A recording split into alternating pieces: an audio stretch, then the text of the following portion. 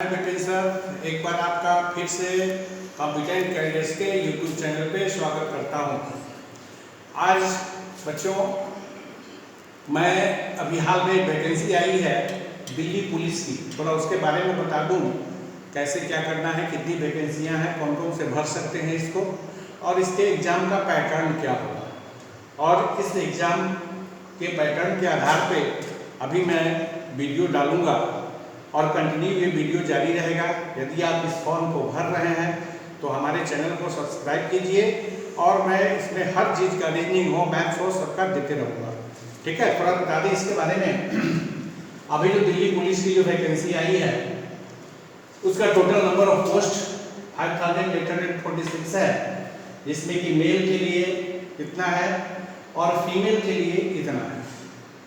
ठीक है, इसमें एज जो है मिनिमम आपका 18 और मैक्सिमम 25 रखा गया है, यानी अधिकतम उम्र 25 और न्यूनतम 18। ये एज का गणना जो होगा, काउंटिंग जो होगा, आपका काउंट किया जाएगा वो है 1/7/2020 से।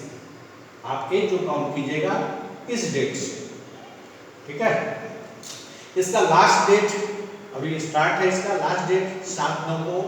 आप अंतिम समय का इंतजार न करें, बिल्कुल पहले ही भर दें, क्योंकि बाद में होता क्या है, सर्वर काम नहीं करता है, बहुत सारे लोड उस पर बढ़ जाता है, इसलिए फर्स्ट में भरें और तैयारी में भेज जाए। ऐसा नहीं कि फॉर्म में लगे रहे, बस 1 से 2 दिन में उसको कंप्लीट करके और तैयारी में भेज जाए। फॉर्म भरना ज़्यादा ये नहीं है, तैयारी करना। फॉर्म बढ़िया से भरें, अच्छे साइबर कैफे में जाए जो जानकार हो और खुद देखें उसको और अच्छे ढंग से भरें, जो जो चीज़ मांगता हो वो फुलफिल करें। क्वालिफिकेशन 10+2 रखा गया है, जिसमें मेल के लिए ड्राइविंग लाइसेंस मस्ट है ना, ड्राइविंग लाइसेंस उनको होना ही चाहिए। फीमेल वाले के लिए ऐसा जरूरी नहीं है ना। 10+2 चाहे किसी से चीज़ से किए हो, चाहे वो आर्ट्स हो, साइंस हो, किसी यूनिवर्सिटी से, किसी बोर्ड से किए हो, आप भर सकते हैं। ठीक है, एग्जामिनेशन फी जो है आपको 100 देना है, वो आप किसी माध्यम से दे सकते हैं, credit card, debit card, net banking के माध्यम से दे सकते हैं। जिसमें कि जनरल और ओबीसी की कैटेगरी के जो कैंडिडेट हैं उनको 100 रुपीज़ लगेगा। SC/ST को कोई फी नहीं देना है, और फीमेल कैंडिडेट को, कोई भी फीमेल कैंडिडेट को जो है सो आपका कोई फी नहीं देना है, चाहे वो किसी भी कैटेगरी की फीमेल कैंडिडेट हो, है ना, उनको फी नहीं देना है। अब आपका देखिए एग्जाम पैटर्न जो है, एग्जाम पैटर्न जो रहेगा 100 क्वेश्चन रहेगा। 100 क्वेश्चन के लिए आपको 100 मार्क्स होगा।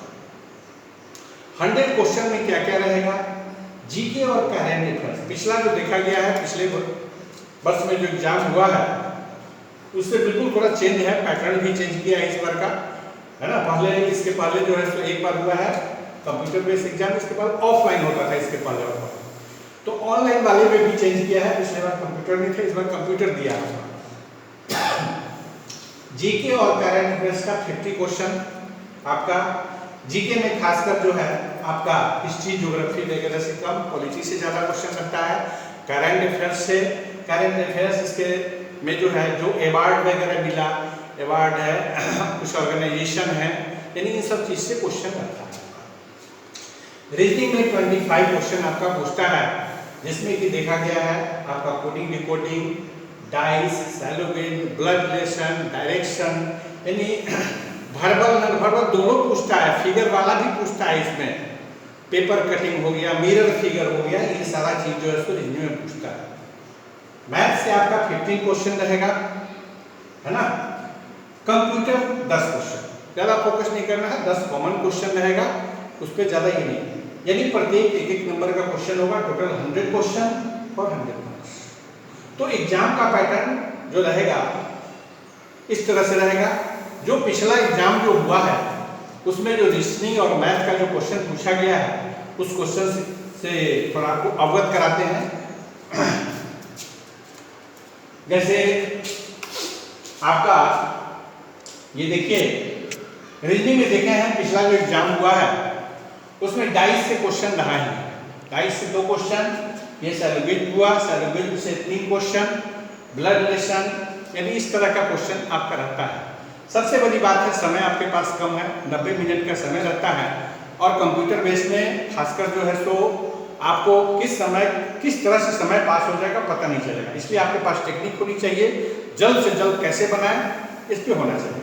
जैसे ये देखिए ये क्वेश्चन, इसको थोड़ा एक आध दो क्वेश्चन से आपको अवगत कराता हूँ कैसे बनाना है। अभी मैं पूरा चैप्टर स्टार्ट नहीं किया हूँ, अभी आपको बता दे रहा हूँ कैसे इसको बनाना है जल्दी से जल्दी। और मेरा अगला जो वीडियो होगा इसी पे आधारित होगा, आपका रीजनिंग और मैथ का उसमें करंट अफेयर्स का भी मैं डालता रहूँगा।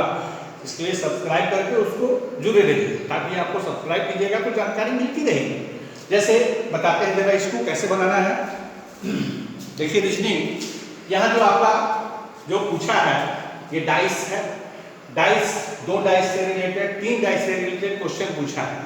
जैसे 2 डाइस आपका है दे दिया आपका, इसमें पूछ रहा है 3 का अपोजिट क्या होगा, यानी ऊपर वाले पोर्शन पे यदि 3 है तो नीचे वाले में कौन सा अंक आएगा, ये है यानी जस्ट 3 का अपोजिट। अब देखिए यहाँ पे 3 का अपोजिट पूछता है, बिल्कुल देख के ही आप बना सकते हैं। ऐसा नहीं कि देखते हैं कितना रबर काट के उसको घुमाते फिरा, वो सब कुछ नहीं करना है। 3 का अपोजिट हमको पूछ रहा है। अब देख रहे हैं इस दोनों डाइस में कॉमन कौन सा अंक है जो दोनों में आ जाता है। 9 दोनों में कॉमन है, इस 9 को लेंगे, ले लिए और इसको क्लॉकवाइज घुमाएंगे। क्लॉकवाइज यानी घड़ी जिस दिशा में घूमती हो उस दिशा में हम घुमाएंगे तो चलेंगे तो 9 के बाद हमको 5 मिलेगा, उसके बाद 5 के बाद 7 मिला। अब इस वाले 9 को लिए, ठीक है, क्लॉकवाइज घुमाए ऐसे, फिर ऐसे, जैसे यहाँ पे घुमाए थे ऐसे ऐसे, ठीक है।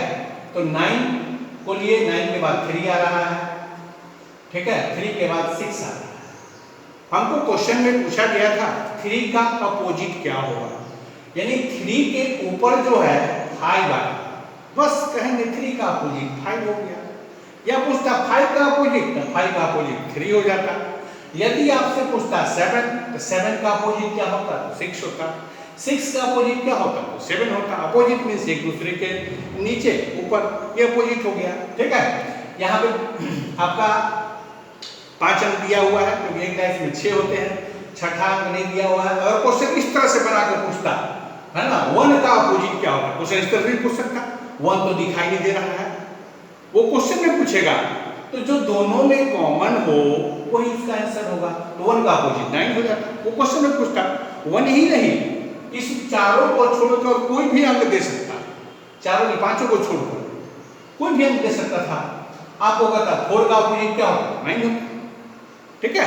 ये तो 2 डाइस से रिलेटेड, इसका डिटेल्स हम डाइस के चैप्टर में जो है, डाइस का चैप्टर अगला मेरा वीडियो आ रहा है उसमें डाइस का चैप्टर मिलेगा, उसको अवश्य कीजिएगा, पूरा कॉन्सेप्ट क्लियर हो जाएगा। बिल्कुल देखिएगा डाइस को और बना दीजिएगा। जैसे ये देखिए 3 वाला जो पूछा है, कैसे इसको बनाएंगे।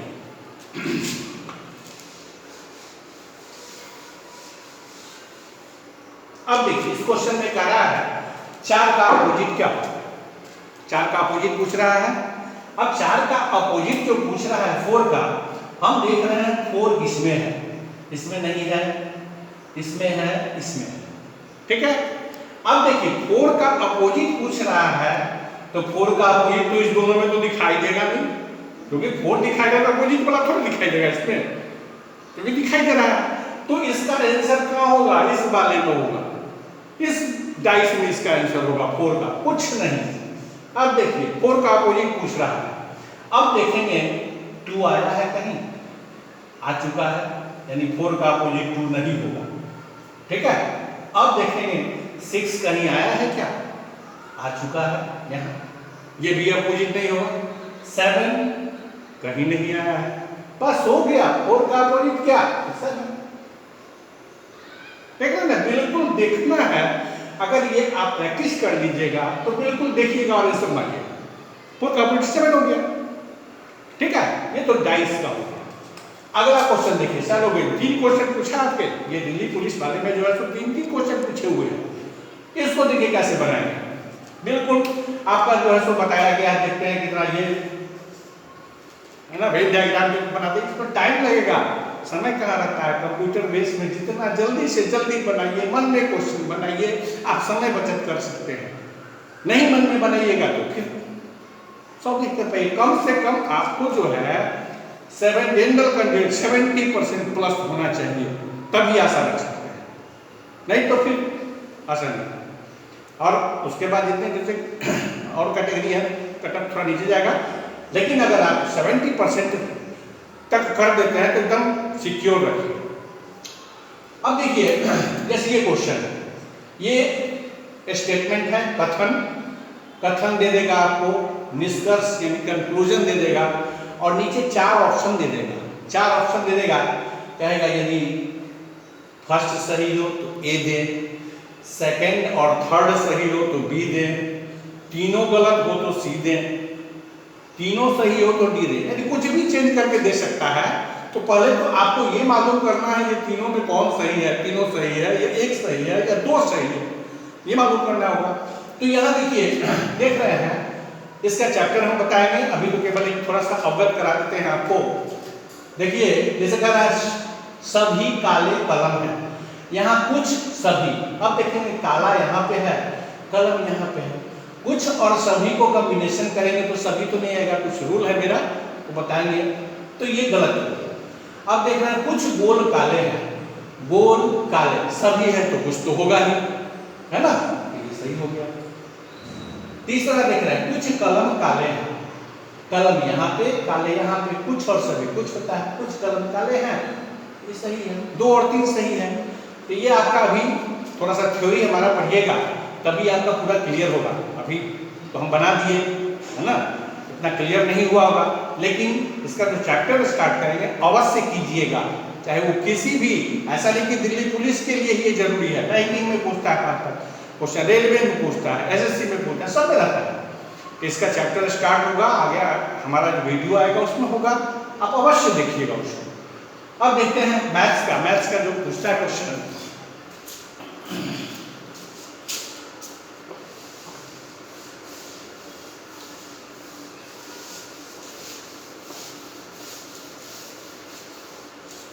अब देखिए, जैसे ये करना है, ठीक है,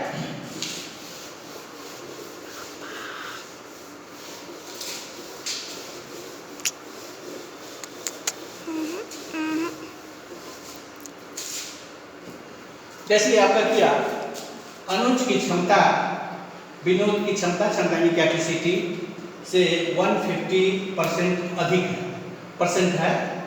यदि अनुज किसी काम को, है ना, अनुज पे good work in 10 days there विनिमय करता है, तो उसी काम को विनोद कितने दिन में करेगा, ठीक है, टाइम एंड वर्क का सवाल है।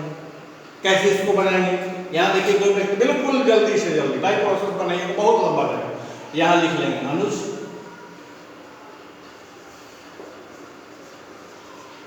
और यहाँ लिख लेंगे विनोद, ठीक है। अब देखिए, कह रहा है अनुज की क्षमता विनोद की क्षमता का 150%, विनोद की क्षमता का 150%, विनोद का कितना है ये तो मालूम नहीं हमको, तो विनोद को मान लेते हैं 100%, और ये हो गया 150%, हो गया। मान लिए ये क्षमता यानी कैपेसिटी यानी कि ताकत, ये ताकत हो गया, ठीक है। अब देखिए, ताकत जो है, काम जो करेगा, बिल्कुल आपको थोड़ा सा छोटा करने वाला तो कर लेंगे, 0 से 0 कर लेते हैं, काट देते हैं। अब यहां देखिए, ये जस्ट जो है क्षमता, ताकत जो है, जब काम में कन्वर्ट होता है तो उल्टा हो जाएगा, यानी 10 इधर आ जाएगा और 15 इधर आ जाएगा। क्यों आ जाएगा? क्योंकि इसमें ज्यादा हॉर्स पावर का इंजन लगा हुआ है, तो काम जल्दी करेगा, यानी इसमें 50 हॉर्स पावर का इंजन है तो काम तो जल्दी करेगा ना, और इसमें कम हॉर्स पावर का इंजन लगा हुआ है तो ये ज्यादा टाइम लेगा। तो जब भी ताकत जो होता है, ताकत इफिशियंसी, है ना, नंबर ऑफ डेज में जब आता है तो जस्ट अपोजिट हो जाएगा, यानी ताकत जो आएगा छोटा कर देंगे, इधर आ गया, ठीक है, ये दिन में अब आ गया, बस हो गया। हमको क्वेश्चन में कह रहा है अनुज किसी काम को 10 दिनों में कर रहा है, अब देखिए अनुज के नीचे ऑटोमेटिक आ गया 10 डेज, तो विनोद कितने दिनों में करेगा? तो विनोद के नीचे क्या आ गया? 15, बस हो गया 15 डेज सर। कभी कभी आपको कहेगा तो दोनों मिलके कितने दिन में करेगा? दोनों मिलके तो कुछ नहीं, दोनों को ऊपर में गुना 10 × 15 और नीचे में 10 + 50 जोड़ देंगे। 10 × 15 और ये 25 कट जाएगा। 5 × 2 = 10, 5 × 5 = 5, 5 × 3 = बस 6 डेज आंसर। तो ये पूरा जब चैप्टर पढ़िएगा तब जाके क्लियर होगा। दोनों मिलके कितने दिन में करेगा, कितने तरह से क्वेश्चन पूछ सकता है, ठीक है। तो यहाँ तो दोनों मिलके किया तो ऊपर में गुना ये जोड़ कर दिया।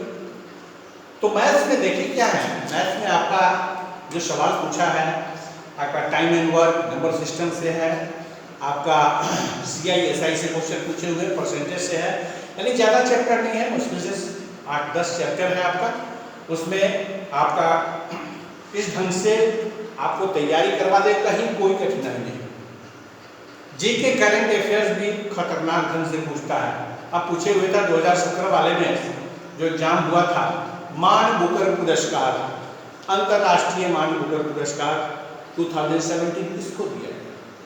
तो सबसे पहले आपको मान बुकर पुरस्कार के बारे में जानिएगा। तब तो मान बुकर पुरस्कार 2 तरह का पुरस्कार होता है, एक सीधा होता है मान बुकर पुरस्कार, एक होता है मान बुकर अंतरराष्ट्रीय पुरस्कार। इस दोनों का पहले नाम था बुकर पुरस्कार, जो कि साहित्य के जगत का, हिंदी के क्षेत्र, ये लिटरेचर में सबसे बड़ा पुरस्कार जो मिलता है वो बुकर पुरस्कार।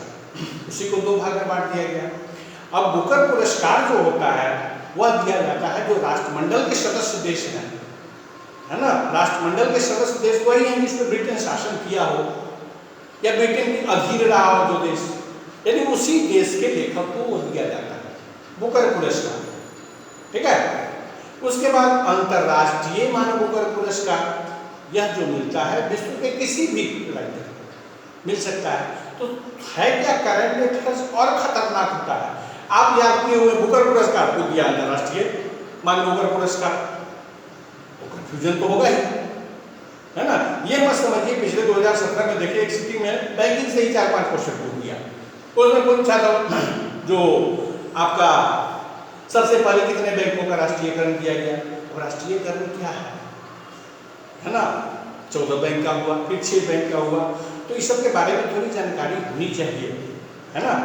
आपका वर्ल्ड बैंक से रिलेटेड पूछा गया, वर्ल्ड बैंक का पुराना नाम क्या है, यानी ये सारा चीज जो है सो आपको जीके में पूछा, खासकर करंट अफेयर्स पे ज़्यादा फोकस किए हुए हैं, जो कि हमारा जो आने वाला वीडियो होगा उसमें आपको बताते रहेंगे। हमारे वीडियो हमारे चैनल के साथ जुड़े रहें, है ना। और सबसे पहले तो आप सब्सक्राइब करें, नया वीडियो मिलता जाएगा और कंटिन्यू 2 दिन पे मैं वीडियो डालता रहूँगा, ठीक है। ओके, धन्यवाद।